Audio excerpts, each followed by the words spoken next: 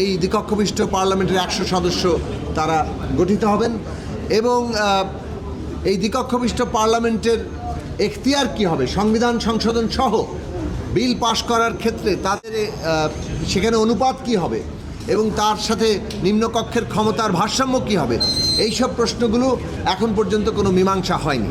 ফলে আজকের সিদ্ধান্ত হচ্ছে রাষ্ট্রপতি নির্বাচনের ক্ষেত্রে একটা অগ্রগতি, যে এটার জন্য একটা ইলেকটোরাল কলেজ করা হবে, পুরনো পদ্ধতির একটু বদল করা হবে, অন্যদিকে দ্বিকক্ষবিষ্ট পার্লামেন্ট গঠন করা হবে এবং 100 সদস্যের হবে। এর বাইরে আরও যে প্রসঙ্গগুলো আলোচিত সেগুলো অমীমাংসিত আছে। প্রধানমন্ত্রীর মেয়াদ নিয়েও আসলে এখানে যে প্রস্তাব রাখা হয়েছিল ঐকমত্য কমিশনের পক্ষ থেকে, যে একজন ব্যক্তি সর্বোচ্চ জীবনে 2 বার প্রধানমন্ত্রীর শপথ গ্রহণ কিংবা প্রধানমন্ত্রী হতে পারবেন, সেই বিষয়ে আমরা আমাদের সমর্থন দিয়েছি। কিন্তু এ বিষয়ে অন্যান্য মতামত আছে, বিশেষভাবে 2টো গুরুত্বপূর্ণ মতামত আছে। একটা হচ্ছে যে মেয়াদ যদি পূর্ণ না করেন সেক্ষেত্রে তৃতীয়বারের অপশন একটা থাকতে পারে কিনা, আরেকটা হচ্ছে 3 বার মাঝে একবার গ্যাপ দিয়ে এইভাবে প্রস্তাব রাখা যায় কিনা।